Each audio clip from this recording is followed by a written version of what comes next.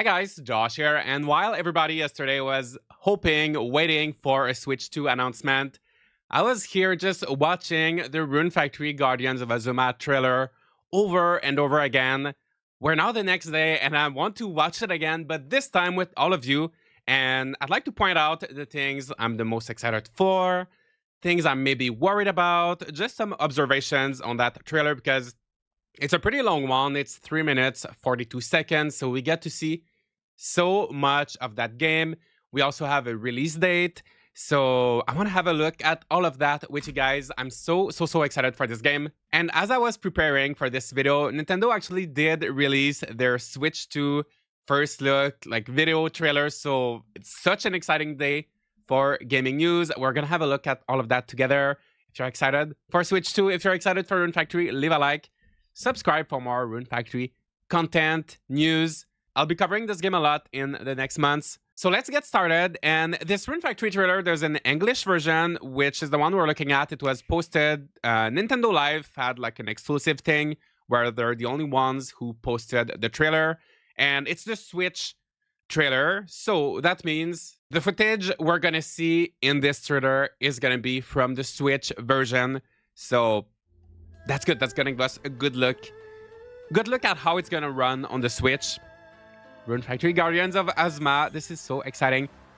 So if you're not familiar with this game, you're going to have different seasonal villages, different seasonal areas. So now we're having a look at some of them. So this is obviously a spring area we're being shown right now. And for the first time in a trailer, we are seeing the monsters.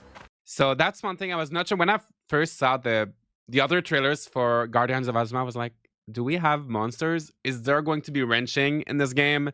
But yes, we have the regular woolies, the chickens, I always forget how they're called, and the buffamoos. This is going to be the summer area by the beach. It has a volcano. One thing I'm noticing with the volcano, let me just pause here. You can tell that things in, like, everything up close looks very nice and detailed. In the distance, like that volcano looks a little bit rough. The trees, the hills, everything in the background looks a little bit rough, which is to be expected, but just something I'm noticing. But everything up close looks nice, I think, in my opinion. Yeah, again, we're seeing the volcano here, and for some reason, we don't even see any trees anymore, right? On the shot before, there are so many trees surrounding the volcano, and now there's nothing at all. And the rocks just look so rough, but once again, near the character, it looks good. And we have a Kappa here. I think it's the first time. Did we ever get Kappa monsters in Rune Factory? I'm not too sure. And a tiny little tomato field. But overall, though, I am liking how it looks. This is the fall area. And there's just so many more details than in like Rune Factory 5. Rune Factory 5, the environments were so sparse, so empty. Whereas previous 3D games like Tides of Destiny or Frontier had so much more details. And I feel like we're kind of going back towards that with just like more trees, more rocks. There's like a little windmill here. It just looks like the environments are fuller. I love this castle here with like those flying monsters. I wonder how you're gonna fight those monsters. Are they gonna like fly down trying to attack you, or are they... I'm so curious about these flying monsters. And the castle with the gears. And here we have the winter area. So just look at this. There's so much going on. I don't know if you remember the winter area in Rune Factory 5. It was just so empty, but there's just a lot more going on here.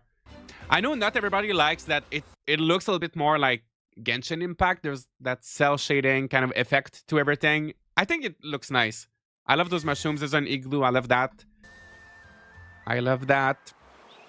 And one of the big features, so this is a spin-off. It's not a mainline Rune Factory game. So one of the things that they're going to make different is that there's going to be village building. So you're going to rebuild those seasonal villages. And for the first time, we'll have a look at how it's going to work. So let's just pause on this screen here. There's so much to look at. So in the top right corner, you can see Spring Village level 6. So you'll get to actually rebuild the village, increase the level of that village. And if you look here in the center, you can see that it's the 20th of spring. So I was wondering, are there going to be seasons in the game? Since each village, there's like spring village, summer village. So I was wondering, are there going to be seasons? It looks like there will be. I'm assuming that the different seasonal villages will always stay in the same season where you'll grow the same crops. Things will always look the same visually, kind of like how you can plant seasonal crops in different dungeons in some of the Rune Factory games. Maybe there will be one area in the game that follows the seasons. So I'm curious to know more about that. And yes, you'll be able to place, we have a grid, finally a grid to place things. If you tried decorating in Rune Factory 5, that was so tough. As you can see here, we'll be able to place like 20 buildings and 120 decorations. So it seems like there's going to be a limit, which I'm assuming is probably in part for the performance. And another part is because the buildings actually give you stats. So that's interesting. I was wondering if it was just going to be cosmetic, but no, they give you stats. So for example, the shrine here is going to give our character 308 strength, which seems like a lot to me because right now they're at 32. And as soon as they place the building, they're at 340. So they just got so much stronger. And for the stats, we have max HP, max RP, strength, vitality, intelligence, mind. But we also have villages stats. So there's farming, logging, fishing, mining, herding, trading, and they're all in percentages. So some of the buildings will give stats to your bonus stats to your characters. Other buildings and decor will give bonuses to the village. So that's one thing about this game. The villages will be producing things while you're gone, and we're gonna have a closer look at that in a minute.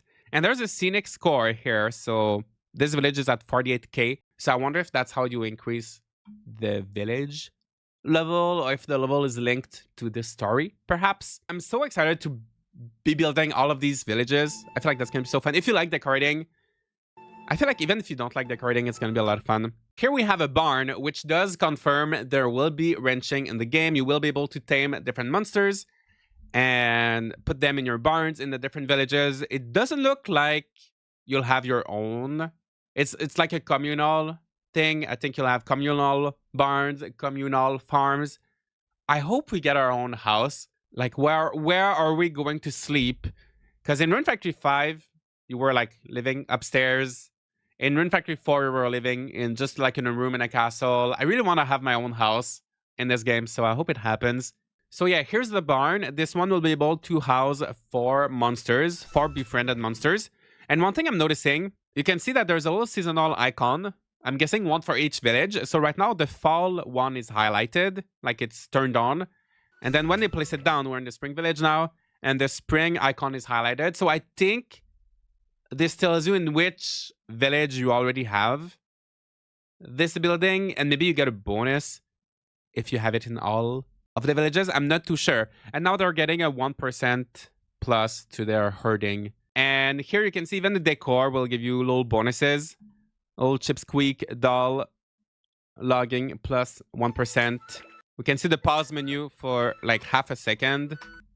So here, obviously, the villagers option is highlighted. We'll see that later. So I'm guessing the first one right here is going to be equipment. This one, I have no idea what this is. This one, I'm assuming, may be relationships. Next, we have... You're going to have dance abilities in this game. So I'm guessing that's what this one is going to be. So maybe your different skills, stuff like that. The rest is kind of hard to tell, honestly. Here, we'll probably have something related to farming, an encyclopedia, a calendar, settings, a map. These two, maybe quests. Maybe things related to quests. And now we're going to have a look at the villagers menu. So you will be able to hire different villagers to do tasks for you in the game. So we knew that already. We were able to see some of the villagers working in the previous trailer, but now we're going to see it in much greater depth. So we'll be able to recruit different villagers. As you can see, they have 30 in total here. And it seems like there's a maximum capacity in each village, which should be determined by the amount of houses that you build. And then each villager will have a cost.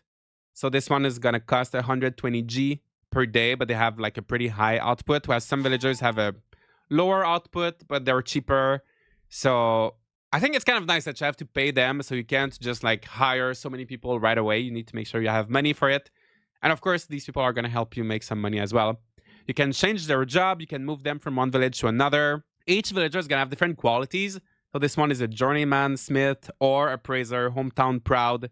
So maybe if you leave him in his hometown, he's going to work harder and things like that. So I'm looking forward to seeing what all of these little qualities do. I'm assuming some of them will be better at certain jobs or like, yeah, in a certain village.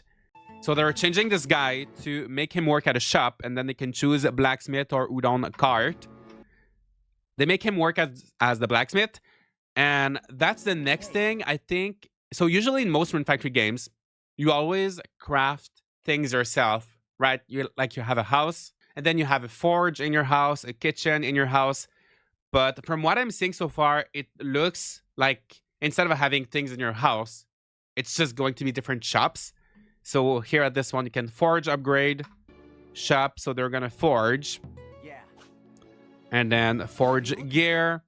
And it's kind of like the regular like crafting where you have to pay materials. But now on top of it, you also have to pay gold. And maybe it's not going to consume RP. Usually in Rune Factory, right, when you craft, you pay materials. And then it uses a lot of RP. But I don't think it's going to use RP here since the guy here is going to be the one crafting. It's a little bit different, but I kind of like it. And remember that this is a spin-off. So we will get Rune Factory 6 eventually. And Rune Factory 6 will probably be more in line with the crafting mechanics from Rune Factory 3, 4, 5. But I like that it's a little bit different for this spin-off. And here there's a little food stall. So maybe you can buy food from her, and I like how you'll be able to decide where each shop is going to be. And then the graphics look so nice. It's so beautiful like this. We can see some of the monsters here, little woolies. This just looks so beautiful. And adventure. So now we'll get to see some of the combat. You can ride monsters as always. In the minimap, you can see where the resources are. I don't think they did that in any other game before. Correct me if I'm wrong, but you can see where the wood is, where the ores are, like the plants. You can see everything on the minimap, which I think is nice. You can have 3 partners with you. We are going to have a look at all of them later. I love this, the gliding with the parasol. It's so cool. And so far, it seems like it's performing pretty well, right? I've seen some comments of people saying it ran badly on this trailer. I think it runs well. It looks great to me. And the combat looks so smooth. And I'm just like having a look here at the different skills and buttons. So there's like a sprint button. There's a dance stance button, which I'm assuming once you're in that stance, you can do, I don't know, you can do stuff. Fan dance. So that's assuming like one skill. There's a sacred treasure ring that you can use with L. I know, I just love looking at all of these little buttons. All of these things we'll be able to do, but the combat looks nice. The combat looks nice. Look at that, the parasol. It's... Obviously, they only show us like little snippets, like 1 or 2 seconds of each scene, so it's hard to judge the performance on a long... I want to see like a good like 30 seconds of the combat. But it's looking good. We have the bow, that's new. A little boss battle and romance, of course, as always, with voice acting. One thing, let me know what you guys think. There's no character portrait. For me, if the characters have like these beautiful 3D models and they're moving a lot and you have nice cutscenes and they're expressive, I don't mind it too much. But I know some people really want their character portraits. I know it's a big deal for a lot of people. So let me know what you think about the fact that there's no portrait. Forgive me. I didn't mean to make you wait. I love the voice acting. I feel like there's going to be a lot more of it than previous games. Desire to fill each other's lives with joy. Oh, this is so cute. As you can see here, like stuff in the background, like those trees in the background look rough. But this one in the foreground is beautiful. So I'm hoping that if you play this on Steam, there's a setting for the draw distance to have things more detailed. even farther away. I hope so. Because I don't think in Rune Factory 5 on PC, I don't think there were many like graphical settings. It looked pretty much the same as on Switch. So I hope you can change those. So there's going to be 16 romanceable candidates. That is just so many. And the romance scenarios for Pilika and Suilang are available in the Seasons of Love DLC. So there will be a DLC, which is included if you get the Earth Dancer edition, which is like the premium edition. 99 US dollars, 135 Canadian. That's so expensive. I have it here, but if you get that, this includes the soundtrack CD, art book, a Japanese folding fan, Seasons of Love DLC bundle with additional will be DLC costumes, will be plush keychain packaged. I hope it's packaged. And game cartridge in a custom box. There are actually some games nowadays with their premium editions that don't have the cartridge. So I hope Marvelous keeps including the cartridge. It should be like a basic thing, but not every company still does it. So we still have about a minute or so of the trailer to watch. But first, I'd like to have a quick look with you at all of these romanceable characters. So they just updated the English version of their website. I'll put a link to it in the description if you'd like to go have a look by yourself. But there is a description for each of the characters there now. So we have Subaru, the wandering hero, and he is the male protagonist, where if you play as the female protagonist, who is Kaguya, you will be able to romance him. If you play as a Subaru, you will be able to romance Kaguya, so you can romance the other protagonist. I am noticing here that they are childhood friends who grew up in the same hometown, and they also have different personalities, which leads me to wonder if the story will differ a little bit, or if some of the dialogues will be different, if some scenes will play out differently depending on which one you pick. So I'm curious to know about that. Then we have Iroha. She's the owner of the tea house in the Spring Village. So I'm guessing she's probably going to be one of the first characters we'll meet. And then we have Murasame. This guy is wandering Azuma with the goal of becoming the world's greatest swordsman. So I don't think he's associated with one specific village. He's just wandering everywhere, and he seems very strong. I love the character designs. I love how everybody's so different. And obviously they're leaning into the Japanese style for Azuma, so it's very refreshing compared to other Rune Factory games. Speaking of other Rune Factory games, we have Hina, who is from Rune Factory 5, but she's all grown up now, and she's now a mysterious archaeologist. So it's gonna be nice to reconnect with her. We have Mauro, a self-proclaimed treasure hunter. I think he arrives in the airship with Hina from the previous trailer, so we'll probably meet these two at the same time. And in this game, not only are you going to be able to romance humans, but also gods and goddesses. So Ulalaka is a god of spring and mirth. And then Matsuri is the god of summer and swords. Kurama, god of autumn and wind. Fubuki, half-beast, god of winter and water. So these are the 4 seasonals, plus Kanata, god of light and the heavens. I love her outfit. I love her dress. Kai, Oni, god of the underworld. So we have like one for each season, and then light and dark, pretty much. Clarice, I love her design. I feel like I keep saying this for all of the characters. I feel like their outfits are just so cool. And she's the leader of a mysterious group that traveled to Azuma to further some unknown goal. So a mysterious group with an unknown goal. We really don't know too much. I wonder if she's going to be you're going to be against her at first. You think she's going to be the bad guy, right? And then eventually you end up fighting alongside her or something like that. And Ikaruga, a mystic from the capital who leads the Jingasa Corps. Again, we don't know too much about those. And it could be a similar situation where they're kind of mean at first, but they're actually not too bad at the end. And then we have the DLC characters. So we have Pilika, a huntress who honors all life. And she's from Azuma's far north. So you can tell that the outfit style is a little bit different. Looking nice. And then Suilang, a soft-spoken puppet master who lives in Autumn Village. So let me know, guys, what you think about all of these characters. If I had to pick a favorite one right now, I think Clarice. She really managed to catch my interest. I don't know why. I think it's her outfit, and she just looks. I don't know. She just looks so cool. But I also really, really like Suilang. I feel like his outfit is gonna be way too warm for like fighting. I'm surprised he's not from the Winter Village. that looks like a very, very warm outfit. But yeah, so these are the 16 romanceable characters.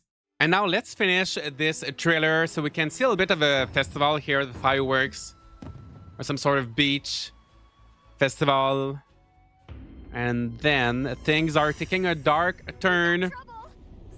Again, I love the amount of voiceover we're gonna get in this game. I hope we get a nice story. And we have a horse. That's one thing I was trying to think earlier. I don't think we ever had like a regular horse in a Rune Factory game, right? It's not. It just looks like a basic horse. It's almost out of place. But it looks cool, and I love the little galloping sound. That gets me every time in a game. If there's a good galloping sound effect, I need to listen to it again. So good. I think this is amazing. This is amazing. I think we're carrying a... Are we carrying someone on the horse? Are these Wilby's horns? I don't know where these little horns are coming from. Maybe we're carrying someone or something. Oh, maybe it's just the saddle. I think it's just a saddle. Never mind. The combat. More combat. My life force is all but spent. Dancer, I bid you act in my stead. This is gonna be so amazing. Oh no, poor Wilby. I feel like we're seeing too much in this trailer almost. I didn't want to see Wilby hurting. Seems like such an epic adventure that we're gonna hop on May 30th, 2025.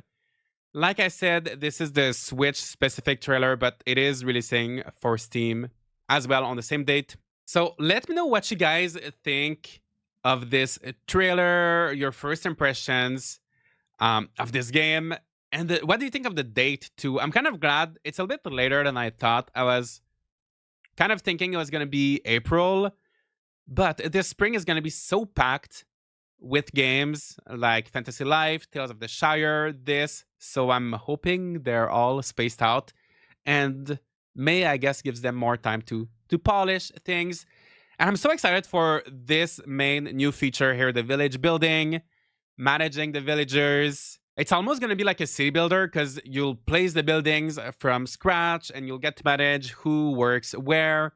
They'll produce stuff for you. And I feel like that's what a spin-off should be. It should be trying new things. That's what this game is doing. So I'm very excited for that. And it's still going to have that Rune Factory feel to it. Like it's a spin-off, but it's like the essence of Rune Factory is still going to be there.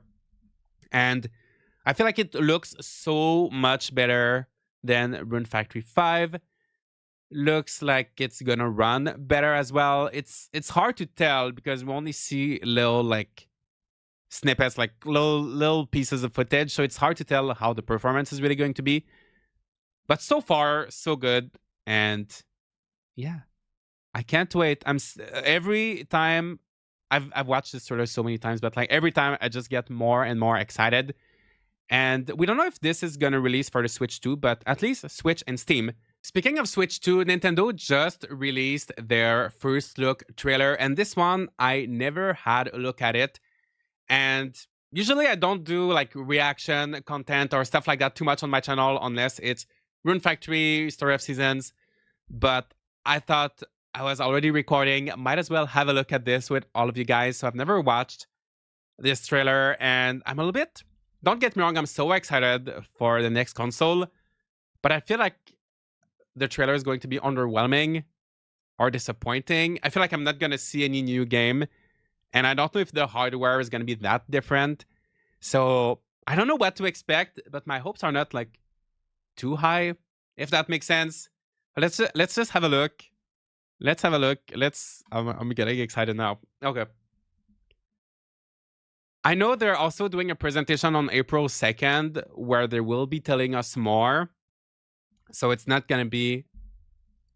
We have quite a few months to wait, I think, before we'll get to like actually see some stuff. Like, okay, this is the Switch. This is the first one. I hope it's the first one. Can you imagine if this was the second one? Oh, no, bigger screen. Ooh.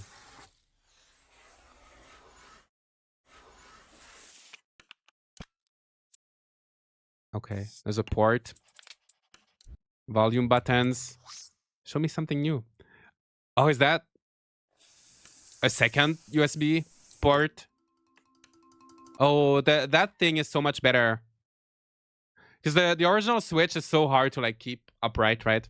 I never used the little stand thingy, but the little this I don't know how to call it. Oh, it go. Oh, okay. Show me something.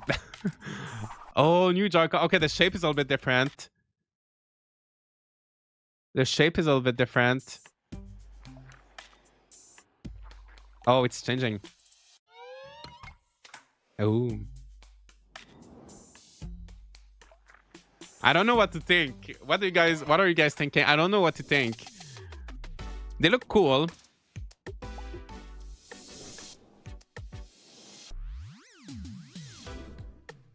But it's not telling me much, right? They're skating. They're doing cool stuff. And oh.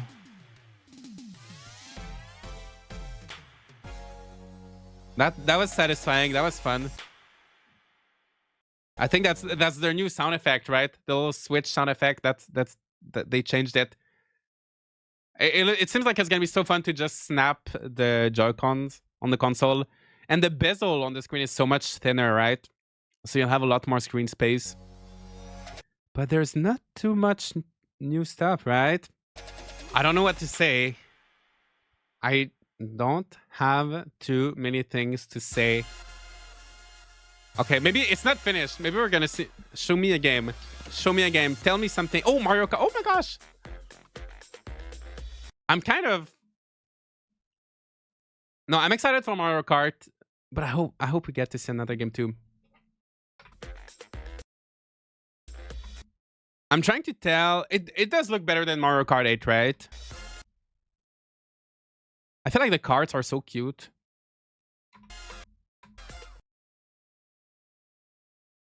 Okay.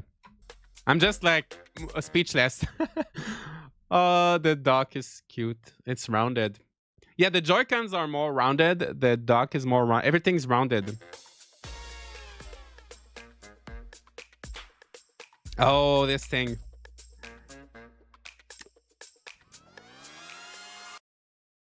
Yeah, Mario Kart's gonna be fun.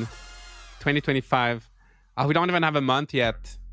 They're gonna have another presentation on April 2nd, so it's probably gonna be at least after April. I've seen some people mentioning June, so maybe around there. And oh my gosh, the size comparison, it looks so much bigger. It's almost gonna be like a Steam Deck, right? It's almost... I didn't realize at first, but look at the like it's so much bigger. It's almost not a handheld anymore. That's my only little nitpick. I kind of wish... I love the size of the Switch, but bigger is bigger.